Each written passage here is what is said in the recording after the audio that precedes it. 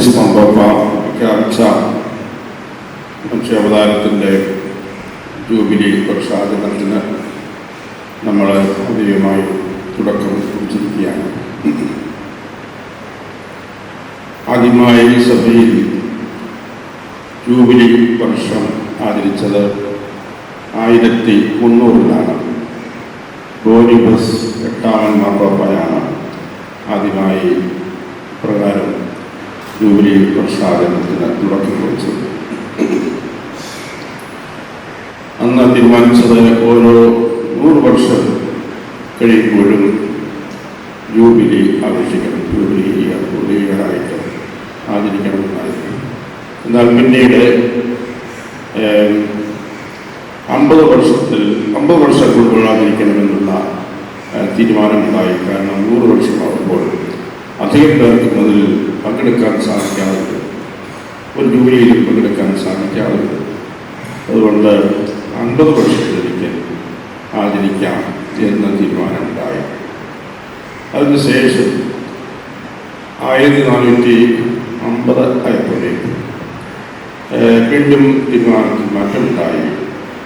25 വർഷം കൂടുമ്പോൾ ജൂബിലി ഈ വർഷമായിട്ട് ആഘോഷിക്കാം.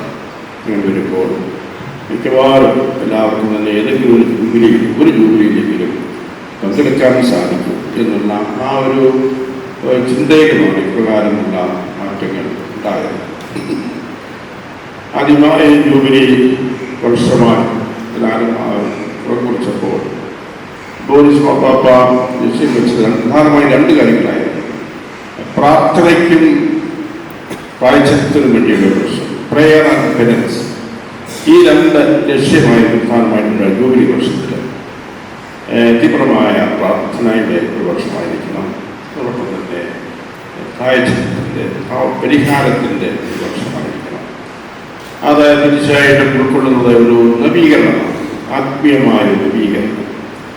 കാരണം നമ്മളെല്ലാവരും ഒത്തിരിയധികം പരിമിതികളും വീഴ്ചകളും ഒക്കെ ഉള്ളവരാണ്. അവയൊക്കെ കാലാകാലങ്ങളിൽ പരിഹരിക്കപ്പെടേണ്ടതായിട്ടുണ്ട്. അപ്പം അതിനുള്ള ഒരു പ്രത്യേക വർഷമായിരിക്കണം ജൂബിലി വർഷം എന്ന് ഉള്ള പ്രധാനപ്പെട്ട ലക്ഷ്യങ്ങളുണ്ടായിരുന്നു. അതുപോലെ തന്നെ ജൂബിലി വർഷത്തിൽ പ്രത്യേകമായ ചില ആനുകൂല്യങ്ങൾ നൽകുന്ന രീതി ഉണ്ടായി. പ്രവചനം എന്ന് പറയുന്നു. മാർപ്പാപ്പ നിശ്ചയിക്കുന്ന ചില വ്യവസ്ഥകൾ പാലിക്കുന്നവർക്ക് ഈ പ്രത്യേകമായ ആനുകൂല്യങ്ങൾ, ആത്മീയമായ ആനുകൂല്യങ്ങൾ ലഭിക്കും എന്നുള്ളതായിരുന്നു. ആദ്യത്തെ ജൂബിലി ആചരണത്തിലെ ഒരു വ്യവസ്ഥ വെച്ചിരുന്നു. റോമാക്കാരാണെങ്കിൽ പോപ്പിലെ 2 ബസിലിക്കകൾ, അതാണ് പത്രോസിന്റെ പേരിലുള്ള ബസിലിക്കയും പൗലോസിന്റെ പേരിലുള്ള ബസിലിക്ക, ഈ 2 ബസിലിക്കകൾ സന്ദർശിക്കുക. അത് റോമാക്കാരാണെങ്കിൽ ആണ്ടിൽ 30 പ്രാവശ്യം സന്ദർശിക്കണം. പുറത്തുള്ള വിദേശ രാജ്യങ്ങൾക്കുള്ളവരാണെങ്കിൽ ആണ്ടിൽ 15 പ്രാവശ്യം സന്ദർശിക്കണം. അത് അങ്ങനെയുള്ള ഒരു വ്യവസ്ഥയാണ് ഉണ്ടായത്. പിന്നെ ഈ ആനുകൂല്യങ്ങൾ പ്രത്യേകം ലഭിക്കുന്നതിന് വേണ്ടി അനുദമിച്ച് പാവസംഗീതം വിസാരിക്കണം. അങ്ങനെ വിസാരിച്ച് ഈ ദേവാലയം സംബന്ധിച്ച് സുബാലയിൽ സംബന്ധിച്ച് സുബാലയിൽ സ്വീകരിക്കണം. അതായിരുന്നു പ്രധാനപ്പെട്ട ഒരു വ്യവസ്ഥ. ഏതായാലും പിന്നീട് കാലം കഴിഞ്ഞപ്പോൾ റോമിൽ പോയി എല്ലാവരും ഈ ബസിലിക്കയിൽ സംബന്ധിച്ച് ഇതെല്ലാം ഈ ആനുകൂല്യങ്ങൾ സ്വീകരിക്കാൻ സാധിക്കില്ല. അതുകൊണ്ട് അത് ഒത്തിരി ലാഘവപ്പെടുത്തിയ വ്യവസ്ഥകളെ അങ്ങനെ ഇപ്പോൾ നമുക്കറിയാം. പല ജൂബിലികളും കഴിഞ്ഞ കാലം ഈ അടുത്ത കാലത്ത് നമ്മൾ ആചരിച്ചിട്ടുണ്ട്. ഓരോ രൂപതയുടെ തിയേറ്റർ ദേവാലയത്തിൽ പ്രത്യേകമായ ജൂബിലി ആചരണം നടക്കുന്നു. അതുപോലെ തന്നെ രൂപതാധ്യക്ഷന്റെ ഉയർന്നു തോന്നുമെങ്കിൽ മറ്റേതെങ്കിലും ദേവാലയങ്ങൾ വിശ്വാസികളുടെ സൗകര്യാർത്ഥം അതിനായിട്ട് ഉപയോഗിക്കാവുന്നതാണ്. ഇങ്ങനെയൊക്കെയുള്ള ഒരു വ്യവസ്ഥയാണ് ഇപ്പോൾ ഉള്ളത്. നമ്മൾ ഇന്ന് ഇവിടെ ജൂബിലി ആചരണം പിടിച്ചിരിക്കുകയാണ്. അതിൻ്റെതായ ആ ജൂബിലി വർഷത്തിൻ്റെ സൽഫലങ്ങൾ സ്വായത്തമാക്കുന്നതിന് വേണ്ട നിർദ്ദേശങ്ങളൊക്കെ തീർച്ചയായിട്ടും നൽകപ്പെട്ടിട്ടുണ്ട്, അല്ലെങ്കിൽ ചിന്തിച്ച് നമ്മൾ ഈ ജൂബിലി വർഷം സമുചിതമായി ആചരിക്കുവാൻ പ്രത്യേകമായിട്ട് ശ്രമിക്കാം. ഏറ്റവും പ്രധാനമായിട്ട് അത് സൂചിപ്പിച്ചതുപോലെ ഇത് പ്രാർത്ഥനയുടെ ഒരു വർഷമാണ്. ഹോളിയ വിശുദ്ധ മത്സരമാണ്. അതിന് പ്രാർത്ഥന ഏറ്റവും പ്രധാനപ്പെട്ട കാര്യമാണ്. അതോടൊപ്പം തന്നെ പാപ പരിഹാരം, പ്രായശ്ചിത്തം ചെയ്യുക. നമുക്കറിയാം ജൂബിലിയുടെ അടിത്തറ, അതിൻ്റെ വേര് കിടക്കുന്നത് ബൈബിളിൽ തന്നെയാണ്. ദൈവം തന്നെ ഇസ്രായേൽക്കാരോട് ജൂബിലി ആഘോഷിക്കാൻ പറഞ്ഞ കാര്യം ഓരോ 50-ാം വർഷത്തിൽ ജൂബിലി ആഘോഷിക്കാൻ 1 വർഷമായിട്ട് ആഘോഷിക്കണമെന്ന് പറയുകയുണ്ടായി. അത് ഒരു നവീകരണത്തിൻ്റെ ഒരു വർഷമായിരിക്കണം, വിശ്രമത്തിൻ്റെ ഒരു അവസരമായിരിക്കണം, എന്നൊക്കെ പറയുന്നത് വിശുദ്ധീകരണത്തിൻ്റെ ഒരു അവസരമായിരിക്കണം. അങ്ങനെ ആ ജൂബിലി വർഷത്തിൽ എന്തെങ്കിലും പോരായ്മകൾ സംഭവിച്ചിട്ടുണ്ടെങ്കിൽ അതെല്ലാം പരിഹരിക്കാനുള്ള അവസരമായിരിക്കണം. ജീവിതത്തിൽ മനുഷ്യ ബന്ധങ്ങളിൽ എന്തെങ്കിലും തകർച്ചകൾ സംഭവിച്ചിട്ടുണ്ടെങ്കിൽ അതെല്ലാം പരിഹരിക്കപ്പെടണം. ആ ബന്ധം നമുക്കറിയാം. നമ്മുടെ ബന്ധങ്ങൾ, വിശ്വാസികളായ നമ്മുടെ ബന്ധങ്ങൾ 2 തലത്തിലാണ്. ഒന്ന് ദൈവത്തോടുള്ള നമ്മുടെ ബന്ധം. ആ ബന്ധത്തിൽ എന്തെങ്കിലും തകർച്ചകൾ, വീഴ്ചകൾ സംഭവിച്ചിട്ടുണ്ടെങ്കിൽ അത് പരിഹരിക്കപ്പെടണം. അതുപോലെ പരസ്പരമുള്ള ബന്ധം, മനുഷ്യബന്ധങ്ങൾ, സഹോദര ബന്ധം, അതിനകത്ത് തകർച്ചകൾ സംഭവിച്ചിട്ടുണ്ടെങ്കിൽ അതെല്ലാം പരിഹരിക്കപ്പെടണം. അങ്ങനെ ദൈവവുമായും സഹോദരങ്ങളുമായുള്ള കൂട്ടായ്മ വളർത്തുന്ന ഒരവസരമായിരിക്കണം. നല്ല ഹൃദയ ബന്ധങ്ങൾ സ്ഥാപിക്കുക. അങ്ങനെയുള്ള ആത്മീയ നവീകരണം, സ്നേഹത്തിൽ അധിഷ്ഠിതമായ ഒരു ആത്മീയ നവീകരണം സംഭവിക്കണം എന്ന് ആഗ്രഹിച്ചു.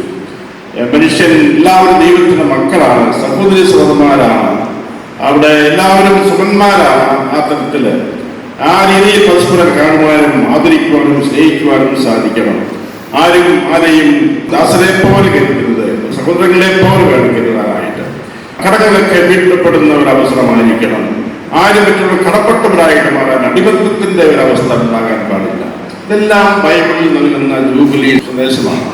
നമുക്ക് ഇതിന്റെ ചൈതന്യം ഉൾക്കൊള്ളാനായിട്ട് ശ്രമിക്കാം. നമ്മുടെ ജീവിതത്തിൽ ഒത്തിരിയധികം പാളിച്ചകൾ, വീഴ്ചകളൊക്കെ സംഭവിക്കുന്നുണ്ട്. ഇവിടെ പ്രാർത്ഥനയ്ക്ക് വളരെ പ്രാധാന്യം നൽകപ്പെടുന്നുണ്ട്.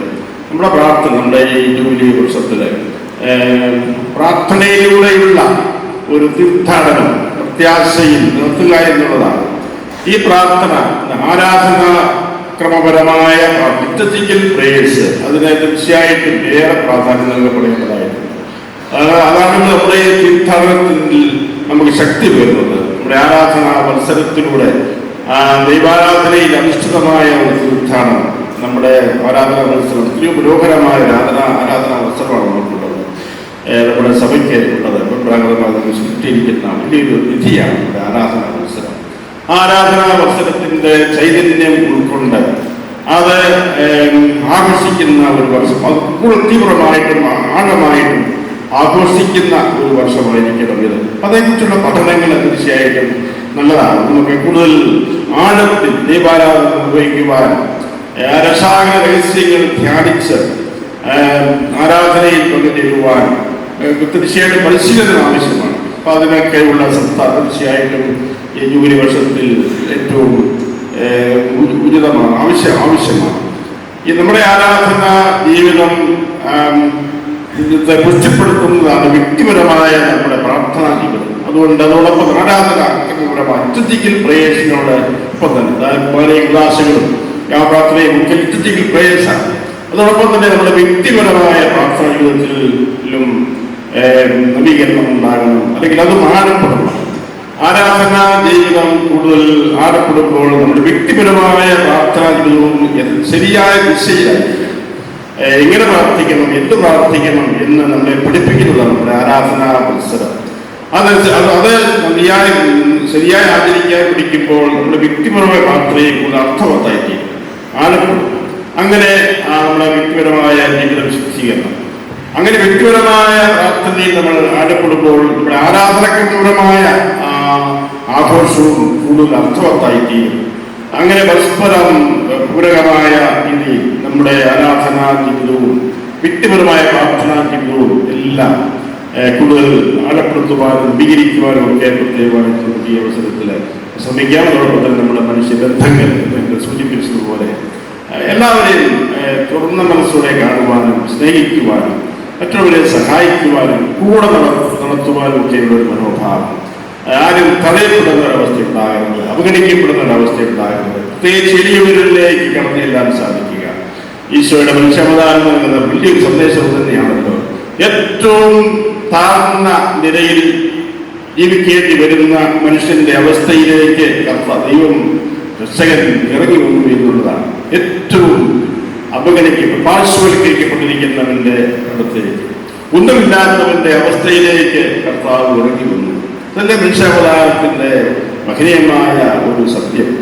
അതുകൊണ്ട് നമുക്കും അങ്ങനെയുള്ളവരെ, നമ്മുടെ ഇടയിൽ അങ്ങനെയുള്ളവരെ കുറിച്ച് ആത്മീയ അവസ്ഥ അനുഭവിക്കുന്നവരെ കുറിച്ചുള്ള ശ്രദ്ധ നമുക്ക് ഉണ്ടാകണം. അവരെ സഹായിക്കുവാൻ, അവരുടെ വേദനകളിൽ പങ്കുചേരുവാൻ ഒക്കെയുള്ള ഒരു മനോഭാവം, ആ ഒരു സഹവർത്തിത്വം, ഒരുമിച്ച് അവരെയും കൂടെ കൂട്ടി സഞ്ചരിക്കുവാൻ അങ്ങനെ ഒരു തീർത്ഥാടനമായിരിക്കണം ഇത്.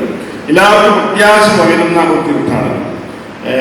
അങ്ങനെ നിരാശയിൽ ആരും കഴിയാതിരിക്കാൻ പ്രത്യേകമാണ് ശ്രദ്ധിക്കുക. നമുക്കറിയാം, നമ്മുടെ ഏറ്റവും അധികം ദുഃഖിക്കുന്നവർ, വേദനിക്കുന്നവര്, പലതരത്തിൽ ജീവിതം മുന്നോട്ട് കൊണ്ടുപോകാൻ നിവൃത്തിയില്ലാത്തവരൊക്കെ ധാരാളം പേര് നമ്മുടെ ഇടയിലുണ്ട്.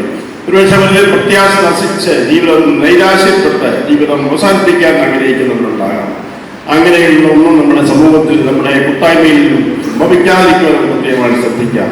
അങ്ങനെയുള്ളവരെ കണ്ടെത്തുവാനും അവരെ ആശ്വസിപ്പിക്കുവാനും അവർക്ക് ശക്തി പകരുവാനും പ്രത്യാശ പകരുവാനും ഒക്കെ നമുക്ക് സാധിക്കണം. അങ്ങനെയുള്ള തീർത്ഥാടനമായിരിക്കണം നമ്മുടെ ഈ വർഷത്തെ ജീവിതം, നമ്മുടെ വിശ്വാസ ജീവിതം, വിശ്വാസ പ്രയാണം. അതിനുള്ള മറ്റ് ബാഹ്യമായ ചടങ്ങുകളും അനുഷ്ഠാനങ്ങളും ഒക്കെ ഈ ഒരു ആന്തരിക യാഥാർത്ഥ്യത്തെ ഉൾക്കൊള്ളുന്നുണ്ട്. അത് സാക്ഷാത്കരിച്ചുകൊണ്ടുമുള്ള മറ്റ് പരിപാടികളൊക്കെ നടത്തുമ്പോൾ തീർച്ചയായിട്ടും നമ്മുടെ ഈ ജൂലൈ വർഷം ഏറെ അർത്ഥവത്തായിട്ട് ഒരു നവീകരണം. ഇന്ന് ജ്ഞാനികളുടെ സന്ദർശനത്തിൻ്റെ ഓർമ്മ ആചരിക്കുന്ന ഒരു ദിവസം കൂടിയാണ്. നമ്മൾ സുശേഷത്തിൽ വായിച്ചു കേട്ടു. ജ്ഞാനികൾ അവർ പ്രത്യാശയോടെയാണ് ആ വേദനയിലേക്ക് വന്നത്. രക്ഷകൻ പറഞ്ഞിരിക്കുന്നു എന്നുള്ള വലിയ പ്രത്യാശ, രക്ഷകനെ കുറിച്ചുള്ള ചിന്ത, അതുപോലെ അവരുടെ ആ യാത്രയ്ക്ക് ദുഃഖം പിടിച്ച യാത്രയിൽ അവരെ മുന്നോട്ട് നയിച്ചത് ആ ഒരു പ്രത്യാശയാണ്. ആ നക്ഷത്രം ആ പ്രത്യാശയുടെ വലിയൊരു അടയാളമാണ്. അങ്ങനെ പ്രത്യാശയിൽ യാത്ര ചെയ്ത ആ ജ്ഞാനികൾ. അതോടൊപ്പം തന്നെ ഇന്ന് കുടുംബദിനം കൂടി ആചരിക്കുന്ന ഒരു ദിവസമാണല്ലോ. കുടുംബദിനമായിട്ട് കുടുംബത്തിന്റെ നവീകരണത്തിലൂടെ ലോകത്തിന്റെ നവീകരണത്തിൽ നമ്മൾ മുദ്രാവാക്യമുണ്ട്. ഫാമിലി അസോസിയേഷന്റെ കുടുംബത്തിന്റെ നവീകരണത്തിലൂടെ ലോകത്തിന്റെ നവീകരണം. ആ രീതിയിൽ കുടുംബത്തിൽ ഈ സന്ദേശങ്ങൾ എല്ലാ കുടുംബാംഗങ്ങൾക്കും ഉൾക്കൊള്ളാൻ സാധിക്കണം. കുടുംബത്തിൽ ആ പ്രത്യാശയുടെ, സന്തോഷത്തിന്റെ, സ്നേഹത്തിന്റെ ആ ചൈതന്യം നിൽക്കണം. അവിടെ നവീകരണം ഉണ്ടാകുമ്പോൾ എല്ലാവരും നവീകരണം ഉണ്ടാകും. കുടുംബങ്ങൾ നവീകരിക്കപ്പെടുമ്പോൾ ഇടവുകൾ നവീകരിക്കപ്പെടുമ്പോൾ നമ്മുടെ സമൂഹം നവീകരിക്കപ്പെടുന്നു, സഭ നവീകരിക്കപ്പെടുന്നു. ആ രീതിയിൽ കുടുംബ പ്രേക്ഷിതപരമായ പ്രവർത്തനങ്ങളിലും കൂടുതൽ നമുക്ക് ശ്രദ്ധ ചെലുത്താനായിട്ട് ശ്രമിക്കാം. ഈ ദിവസം നമുക്ക് അനുഗ്രഹീതമാകട്ടെ. ഈ ജൂലൈ വർഷം ധാരാളം ദീപാനുഗ്രഹങ്ങൾ നമ്മുടെ അതിരൂപതയിലും ഓരോ കുടുംബത്തിലും ഇടവകളിലും നമ്മുടെ സഭയിലും ആഗോള സഭയിലും മുഴുവനും ജാതമാകുവാനിടയാകട്ടെ എന്ന് പ്രാർത്ഥിക്കാം. വിശുദ്ധ സമർത്ഥമായിട്ട് അനുഗ്രഹിക്കട്ടെ.